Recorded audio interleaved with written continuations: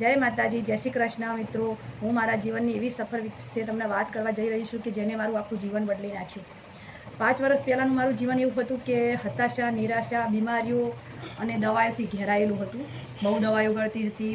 1 વર્ષની અંદર 4 ઓપરેશન થયા હતા શરીરમાં અને દવાઓ પણ બહુ જ ગળતી હતી અને શરીરમાં નળીઓ પણ નાખેલી હતી કે એ નળી વગર મારે કંઈ ચાલે એમ નહોતું. એવી નળી નાખેલી હતી તો બધું મુશ્કેલ પડતું હતું. ઘરનું કામ કરવું, ધ્રુવીને સાચવવાની અને સિવિલમાં હું ટિફિન લઈને જતી હતી કે જ્યારે ધ્રુવીને ખવડાવવા માટે ને એ બહારનું કંઈ ખાતી નથી એટલે તો 5-5 માળ મારે ત્યોએ ચડવા પડતા હતા. સાથે ધ્રુવી મારી રહેતી હતી.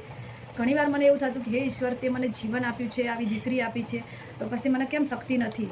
શરીરમાં શક્તિ બિલકુલ નથી, કારણ કે મારું શરીર હારી ગયું હતું પણ હિંમત નથી હારી. એક મા તરીકે દીકરીને સાચવવાની હતી, એક માનો કિરદાર નિભાવવાનો હતો, ધ્રુવીની મારે સેવા કરવાની હતી, એટલે મેં હાર નથી માની, હિંમત ક્યારેય નથી હારી.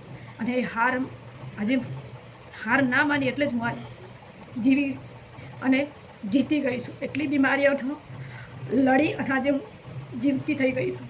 કારણ કે એનું કારણ એ જ કે હું મા છું, એટલે મા હતી એટલે જ જીવી ગઈ. ત્યારે મને ભગવાનને પ્રાર્થના કરી અને પછી મેં આયુર્વેદિક દવા ચાલુ કરી. આયુર્વેદિક દવામાં મારે ડૉક્ટરે બધું બંધ કરાવ્યું હતું. મગનું પાણી, મગ અને બસ એ જ ખાવાનું. થોડા દાળ ભાત હલકા હલકા ખાવાના કીધા હતા થોડા, તો એ હું ખાતી અને 4 વર્ષ સુધી તો હું એના ઉપર જ હતી. મગનું પાણી, મગ એ ખાતી હતી બરાબર, પણ તોય પણ મારા શરીરમાં બીમારીઓ તો નથી જ મટી, રાહત હતી. કારણ કે એક તો બીમારીથી હતો પણ માનસિક તણાવ વધારો હતો. વિચારો બહુ આવતા હતા. આખી રાત ઊંઘ ના હતી. વિચારમાં એટલી રહેતી કે હું શું કરું, દુનિયામાં બધા કેવી રીતે જીવે છે ને હું મારું જીવન કેમ હાવ. અને ધ્રુવીને જોઉં ત્યારે મને બહુ રડવું આવતું. તો હું એ ટાઈમે ભગવાનને વારંવાર પ્રાર્થના કરતી હતી. પછી અમારે અહીંયા યોગ ચાલુ થયા અને યોગ ચાલુ થયા એટલે મને એમ થયું કે ચલો હું એ યોગામાં જોડાઉં. યોગા કરવાથી કદાચ મારું જીવન બદલાતું હતું. યોગા તો મને કંઈ ખબર નથી પડતી, પણ બધા બહેનો જતા હતા તે હું એ ચાલુ કરી દીધા. પછી હું ધીરે ધીરે યોગામાં જઈ તો યોગામાં તો પહેલાં મને શ્વાસ લેતા શીખવાડ્યું, શ્વાસ લેવો કઈ રીતે અને શ્વાસ છોડવો કઈ રીતે. પછી એ બધું કર્યું. ધીરે ધીરે હું યોગા કર્યા, અનુલોમ વિલોમ કર્યા, આવા ઊંડા ઊંડા શ્વાસ લેવાનું શરૂ કર્યું. એ બધું કરવાથી મારા શરીરમાં અલગ પ્રકારની એક શક્તિ પેદા થઈ અને એ શક્તિથી મને જીવન થોડું થોડું મારું બદલાવા માંડ્યું. ધીરે ધીરે મારા જીવનનો વિચારો બધા બદલાવા માંડ્યા. મારી માનસિક બીમારી દૂર થવા માંડી. પહેલી તો મારી માનસિક બીમારી દૂર થઈ ગઈ કે એમ કે હું સ્વસ્થ છું, હું સારી છું, મારામાં શક્તિ છે, એવો મારામાં શિવ છે, એવી મને પ્રેરણા થવા માંડી અને હું એકદમ તંદુરસ્ત છું. બસ આર્યા એ વિચારોએ મારું જીવન બદલી નાખ્યું.